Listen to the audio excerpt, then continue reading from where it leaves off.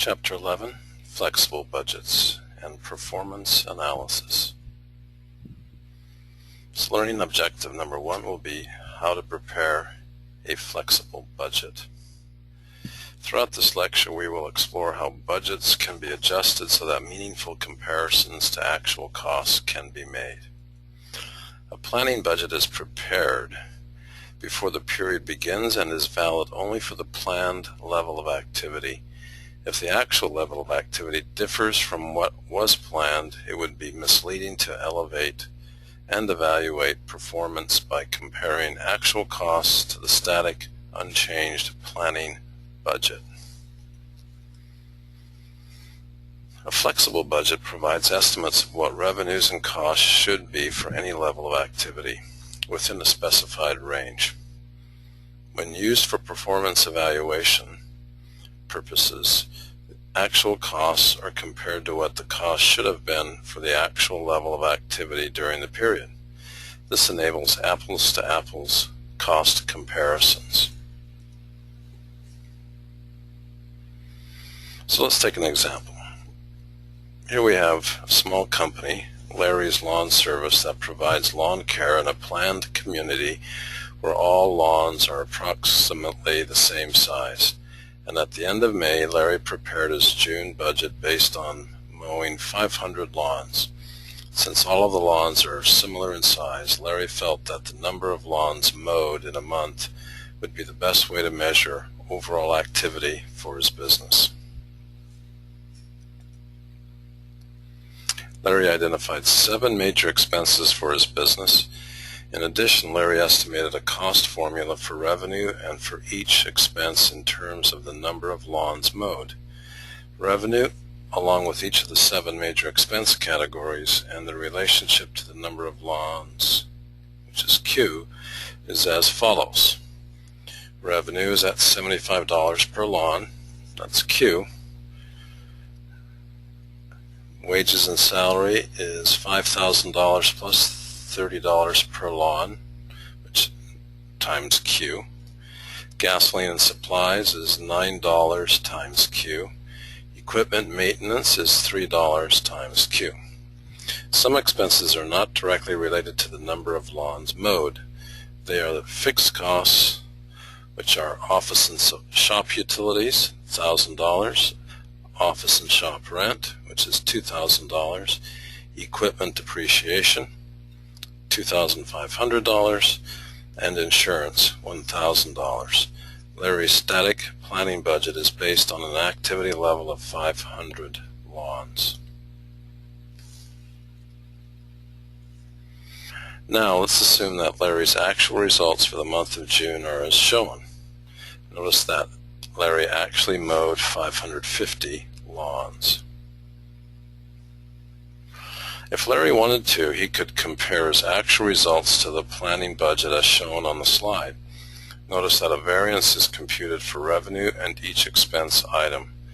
The planning budget column and actual results column have apple and orange icons to emphasize that the amounts in both columns are based on different levels of activity, 500 versus 550 lawns.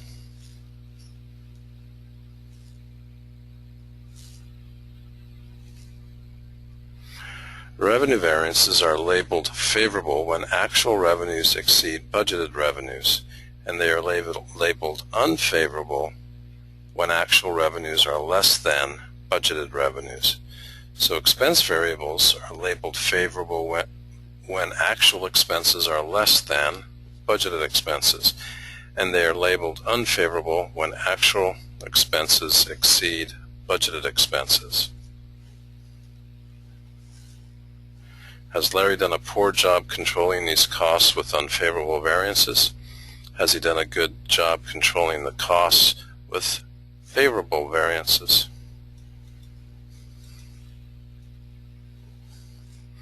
The answer is unclear because the activity level, which is 550 lawns, does not equal the planned activity level, which is 500 lawns. This raises an additional question. namely how much of the cost variances is due to higher activity and how much is due to cost control.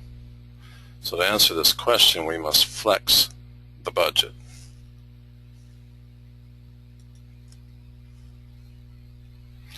Flexing the budget involves two key assumptions about cost behavior. First, total variable costs change in direct proportion to changes in activity. And second, total fixed costs remain unchanged within a specified activity range. Let's continue the Larry's Lawn Service example by preparing a flexible budget at the actual level of activity. Larry's flexible budget for an activity level of 550 lawns mowed is as shown on this slide. The key to preparing a flexible budget is to state each variable cost as a function of activity. So for example, gasoline and supplies are equal to $9 per lawn, and the variable portion of wages and salaries is $30 per lawn. While variable costs are expressed per unit of activity, fixed costs are not. The fixed costs are not sensitive to changes in the activity level. Notice the Q in all revenue and cost formulas is 550 lawns mowed. So for example, revenue of $41,250 is computed by multiplying $75 times 550. Which is the number of lawns. Wages and salaries of $21,500 is computed by multiplying $30 times 550 lawns, plus $5,000 in fixed salaries. Can you compute the flexible budget amount for wages and salaries at a different level of activity? The question on the following screen will ask you to do just that.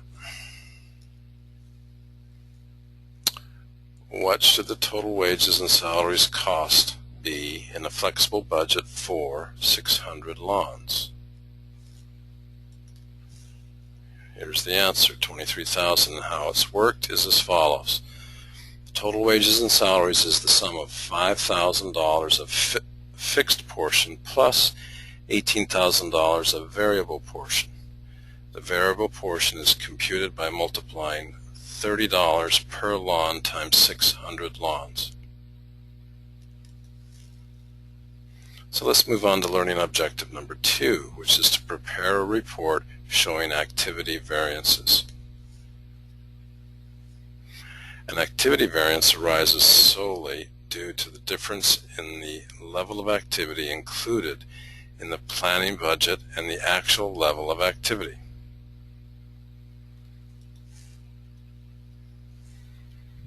Part of the discrepancy between the budgeted net operating income and the actual net operating income is because the actual level of activity is higher than the planned level of activity.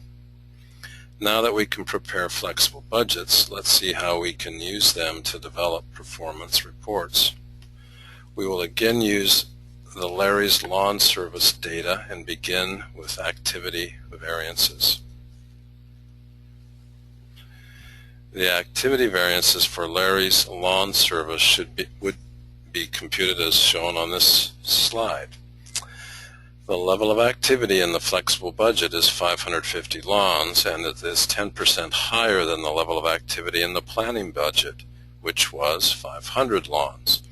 The planning budget shows revenue and cost amounts at the original plan level of activity, while the flexible budget shows revenue and cost amounts at the actual level of activity. The differences or variances between the planning budget for 500 lawns and the flexible budget for 550 lawns are due solely to the activity increase. Revenue in the flexible budget is 10% higher than the planning budget because revenue varies proportionately to changes in the activity level. The higher activity level results in a favorable activity variance for revenue. The variable costs in the flexible budget, which are gasoline and supplies and equipment maintenance, are 10% higher than the planning budget because variable costs vary proportionately to changes in the activity level. The mixed cost, which is wages and salaries, in the flexible budget is less than 10% higher than the planning budget because the fixed cost component of the mixed cost does not change when the activity level changes. The higher activity level results in unfavorable activity variances for these costs. The mixed costs in the flexible budget are the same as the planning budget because they do not change in response to changes in the activity level within the relevant range.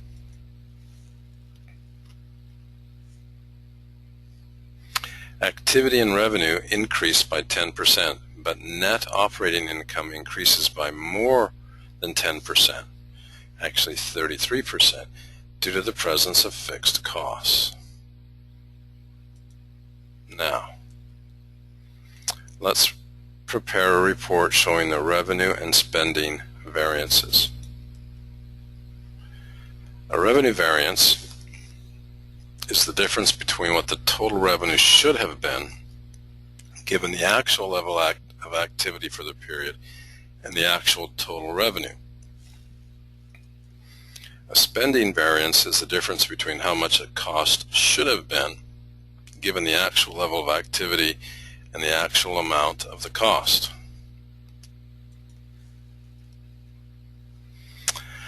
We've seen the impact that a change in activity has on revenues, costs, and profits, but we haven't yet answered the question, how well did Larry control his revenues, costs, and profits? We will answer that question by computing revenue and spending variances. The revenue and spending variances for Larry's lawn service would be computed as shown on this slide. But note the Apple icons on the slide indicate that the flexible budget and actual results columns are both based on 550 lawns mowed. The 1,750 favorable revenue variance indicates that actual revenue exceeded the budgeted amount that would be expected for an activity level of 550 lawns mowed. This could happen for a number of reasons, including an increase in the amount charged for each lawn or a change in lawn services. In Larry's case, several homeowners requested some additional edging and trimming beyond the customary monthly services that resulted in increased revenue.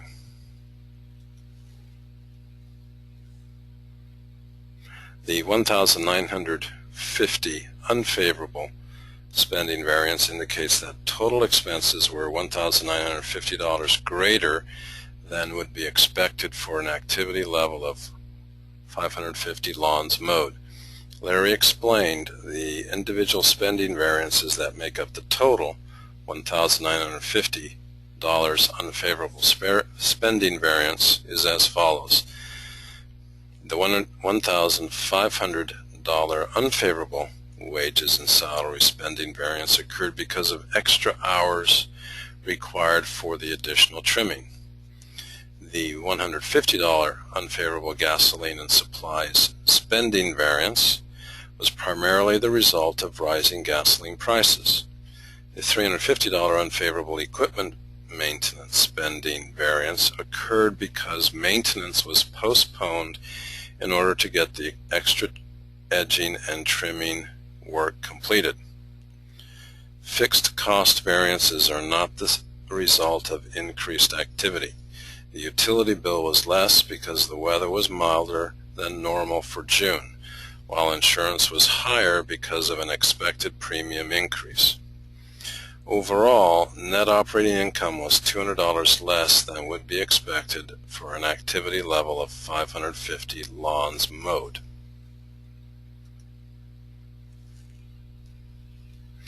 So let's go to learning objective number 4 and prepare a performance report that combines activity variances and revenue and spending variances. This report We'll bring together the information from the two earlier reports in a way that makes it easier to interpret what has happened during the period. Here we see a flexible budget performance report that shows both activity variances and revenue and spending variances. Note that the activity variances appear between the planning budget and the flexible budget, and that the revenue and spending variances appear between the flexible budget and the actual results.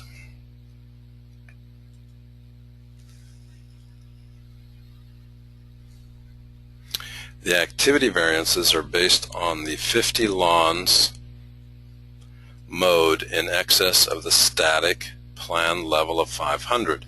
You can see that the activity revenue variance is $3,750, favorable.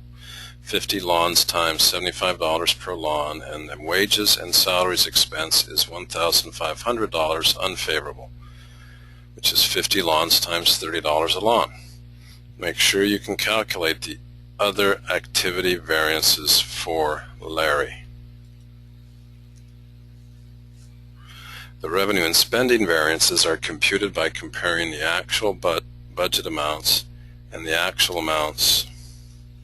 For example, the revenue variance of $1,750 favorable is computed by taking the difference between the actual amount, $43,000, and the flexible amount, $41,250. When interpreting a flexible budget performance report, it is important to remember two things. First, to generate a favorable activity variance for net operating income, managers must take actions to increase the level of activity. Second, to generate a favorable overall revenue and spending variance, managers must take actions to protect selling prices, increase operating efficiency, and reduce the prices of inputs. The performance reports in nonprofit organizations are essentially the same as the performance reports for a business like Larry's Lawn Service, except for one major difference. Nonprofit organizations may receive a significant amount of funding from sources other than revenue from the sale of goods and services. For example, universities may receive funding from donations and endowment income, as well as from student tuition and state appropriations. Tuition and state appropriations are a function of the number of students, while donations and endowment income are not.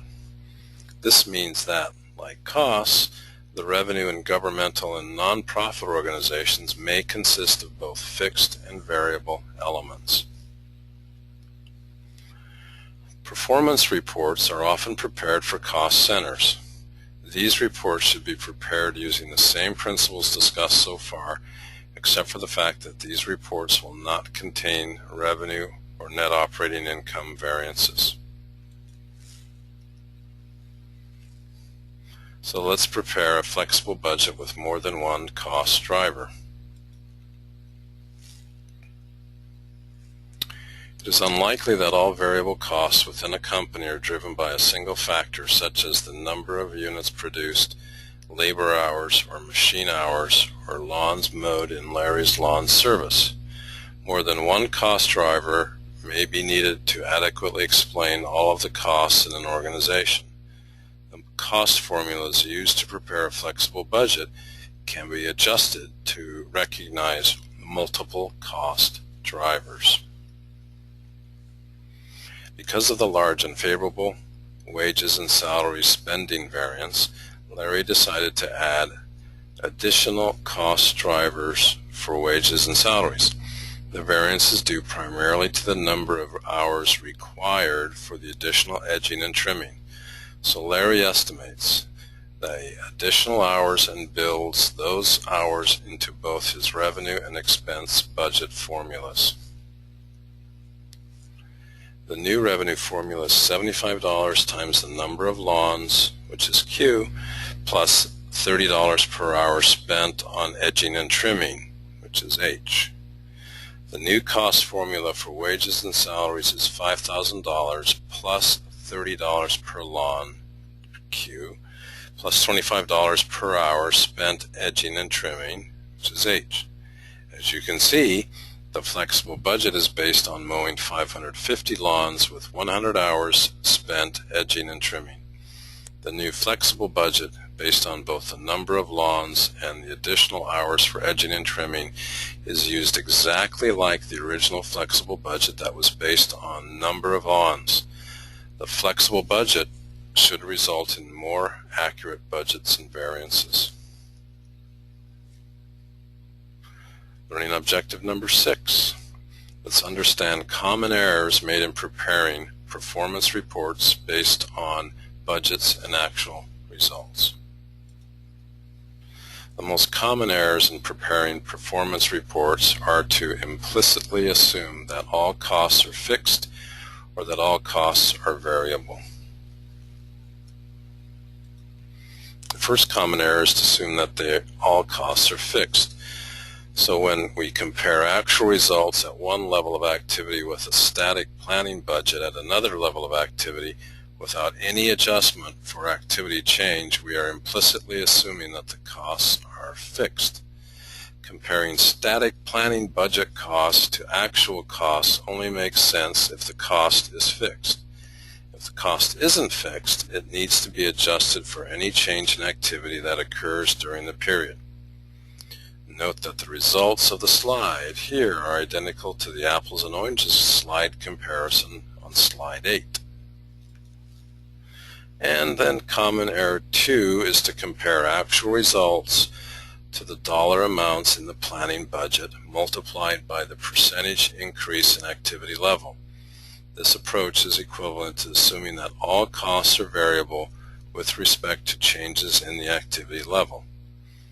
Although incrementing the planning budget by the percentage increase in activity level is a valid adjustment to make, if an item is strictly variable, such as gasoline and supplies and equipment maintenance, this mode of analysis is flawed if fixed costs exist. When fixed costs exist, the amount of the fixed cost in the planning budget should not be flexed to accommodate the actual level of activity.